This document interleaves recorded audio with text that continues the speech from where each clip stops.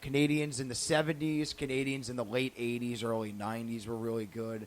And then, they haven't won one since the early 90s. I think the year before the Rangers won in 94, the Canadians won in 93, or the Canadians won in 95. That was the last time they won. But the Yankees got a good gap with their 27, right? 27? 27. 27. The chase for 28.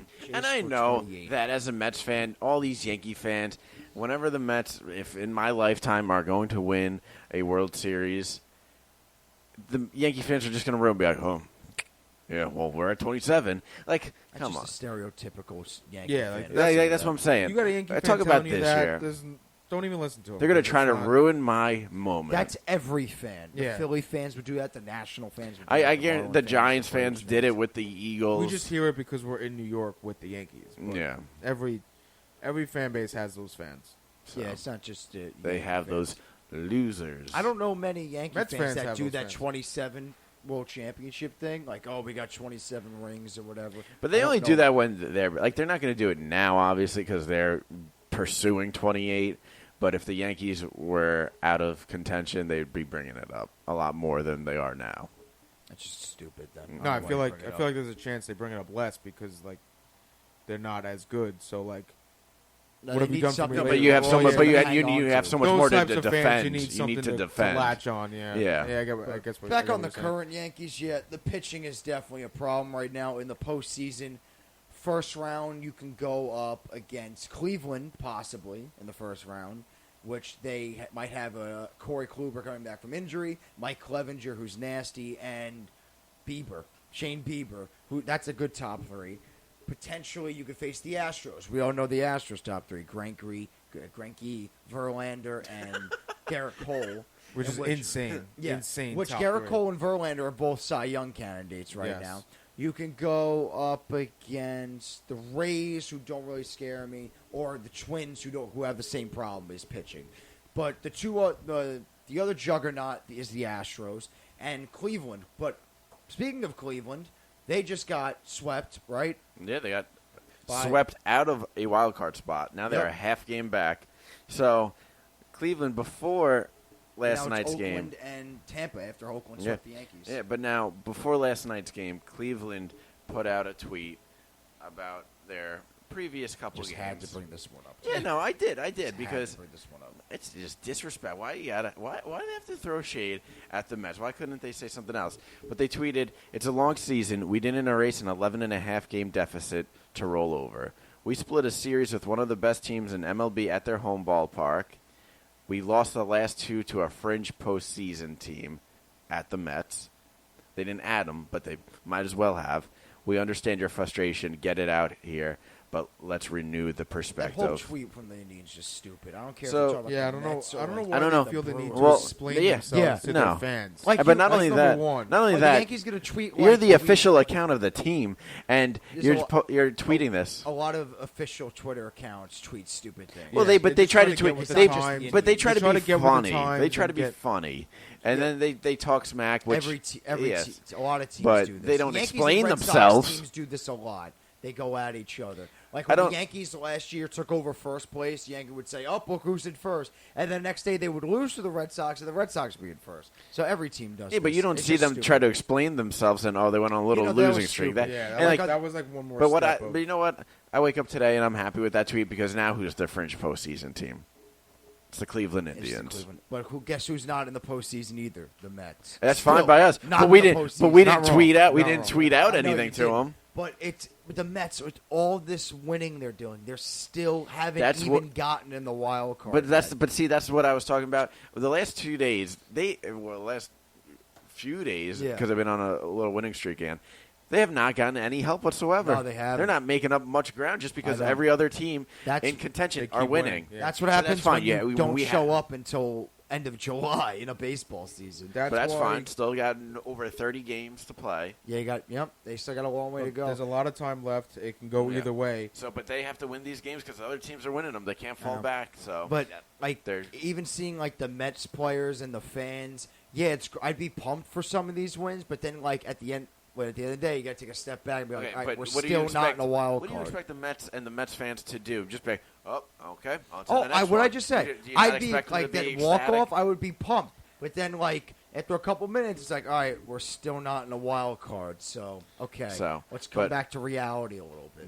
But last two games, J.D. Davis walk-off. They were down 3-2 and going into the ninth. What did I just say? I would be pumped immediately after the game because that's an amazing win. Or any win I would be happy with. I was just going to talk about what happened after the game. What, Bill? And then the Mets win it 4-3, right? Or no, it's the 10th. They won it into the 10th. Yeah. So, yeah. But Pete Alonso does his jersey rip again. Yeah. He's going to take somebody out. Someone's going to the IL with those jersey rips. Did you see the whiplash J.D. Davis got? It would be a Mets thing. It would be the biggest Mets thing in the world. But I know players are pumped. Yeah. Fans are pumped. Yeah. I would be pumped too. But, you got to take a step back. We're not in the wild card. We haven't even been in the wild card yet after all this winning. So we still got a lot of work to do. There's still a long way to go. But I'm not getting too excited yet if I was a Met fan. No, I get what you're saying. I'm not getting too excited yet, but right now, as a Mets fan, we're rooting for the hottest team in baseball. So you are going to be a little excited. Oh, yeah, you're excited that your team's final is relevant this year and you're making a run, but, still, you're not in the wild card. No one's saying we're in the wild card. That's everyone knows that we're pursuing it. All this winning, and they're still a game and a half back. It would just be all right, let's just keep winning, I guess. And we have a tough schedule coming up. You just sounded defeated there by saying keep winning, I guess. That's what the Mets players are supposed to take. Just keep winning. Just keep guys. No. Yeah, exactly. We just got to keep winning. You just got to put your head down and do it and just do what you got to do. But there's no reason. I see the people I get what Twitter, you're saying. It's like I want to put my head through a wall. We can be happy at what we're seeing right now because it is fun. It is crazy. No one thought this was going to happen, but there's still a lot of work to be done. They just swept Cleveland, which is great. Yeah. We did only see Shane Bieber. We didn't see Clevenger, thank God, but we got Clevenger mowed the Yankees down. We got Cleveland left. Yeah, but a win's a win regardless. Yes, no, I get that. Yeah. But we got Atlanta coming up, who we got smacked by. We have to win that series. We got to win the series.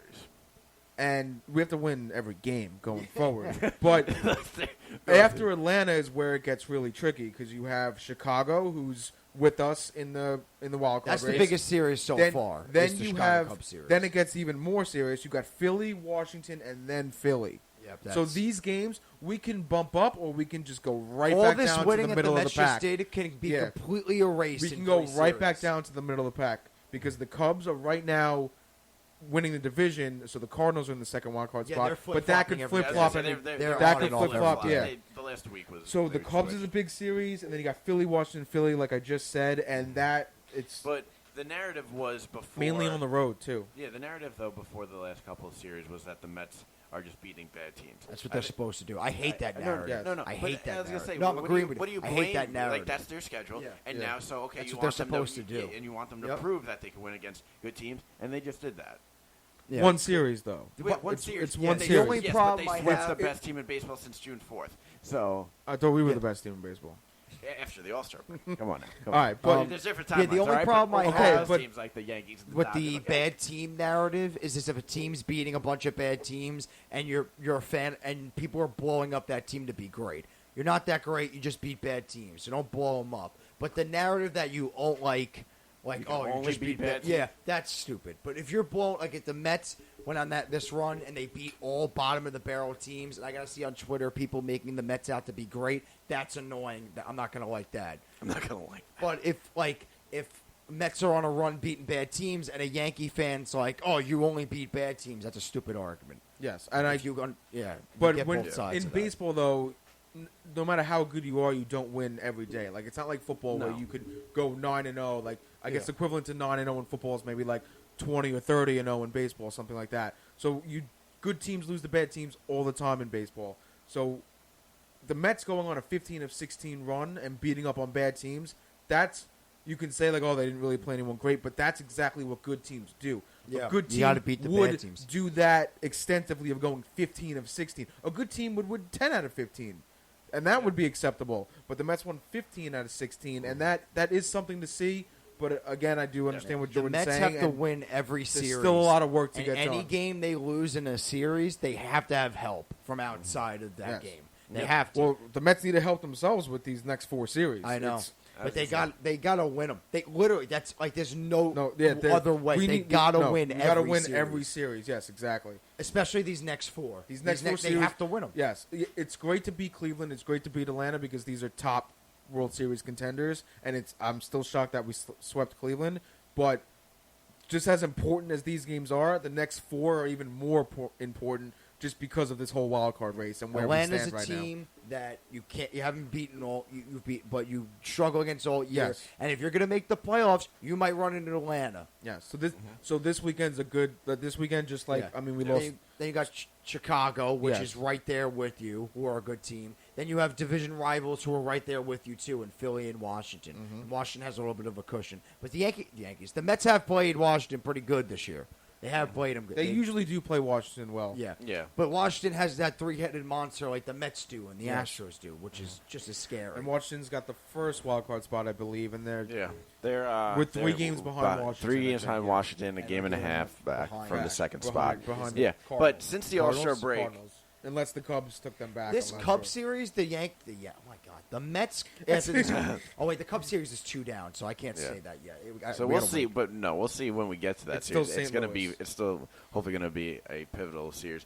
But now, before we go on, the Mets, we talked about it last show or the show before that about how everyone's contributing. It doesn't matter who, you're getting help up and down the lineup. There's Alonso and Rosario both had 5-hit games. Rosario Davis, really had a good year. Rosario's hitting really well. bad Well, years. speaking of And Rosario, Conforto. yeah. Well, all right. So both. First, Rosario, since the All-Star break, is second in the NL with average at 366. First, J.D. Davis with 371. I was just about to say, J.D. Davis is pulling like what the Yankees bring up like a random guy and he goes nuts. Yep. He was an off-season signing that like went no. He was one on the knew. Astros. He had like 100 at bats, batted like 175. Yeah, and he now was just like he's doing with like a Mike Talkman, a Cameron Maidman. J.D. Davis is the biggest surprise on the Mets this season, in my opinion. I forget who tweeted it. It's unbelievable what he's doing. But it was funny. It's Pete Alonso is the biggest surprise. But it's more expected out of Pete Alonso than it was out no, of J.D. this Davis. was not expected.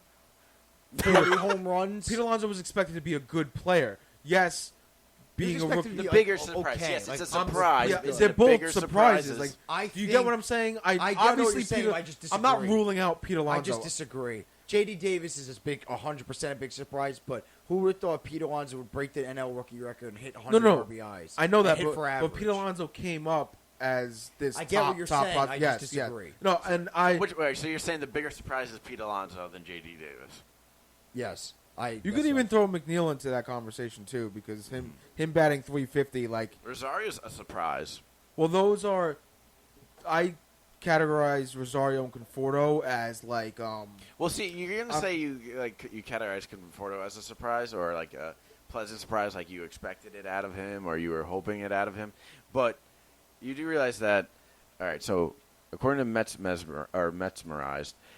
The Mets' record for 3 straight seasons of at least 27 home runs, Darryl Strawberry, Mike Piazza, Carlos Beltran, and Michael Conforto. Yes, but Conforto never did it consistently. He's never had a full season. I'm talking about throughout each season separately. Yeah, but it says right there, 3 straight seasons, 27 home runs. So yes. that means for the past 3 seasons, he's had at least 27 home runs. I'm not just talking about the home run stat line. I'm talking about batting average, home runs, RBIs, OPS, everything. Mm-hmm. He's never had... being on the field. Being on the field. He's been injured a lot. He's never had this fully consistent of a season as he's having this year. So this is good to see because when he was bad in the past 2 seasons, he was bad.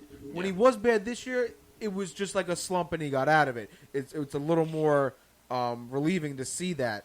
And yes, he always hit the home run ball, but that's not always. Mm-hmm. That's not always what you want. Look at guys like Chris Davis. They hit 40 home runs a year, but they bat for 202. Yeah. So you can't just go by the home run numbers. Mm-hmm. So how do you feel about the Mets bench? It's awful. Mm-hmm. It's absolutely Who thinks the worst on there? Altair. I don't even know how to say. Thank you. Why is he on this team? I don't know why we DFA'd Hechavarria and kept Guillorme and Altair. There's no reason. What about Carlos Gomez? Carlos Gomez wasn't doing anything. Yeah, either. but I would take him in a heartbeat over Altair. All right, so I wanted to just read the stat. Starting pitching, Matt hitting 262. Wheeler 256. DeGrom 208. Syndergaard 118. All right.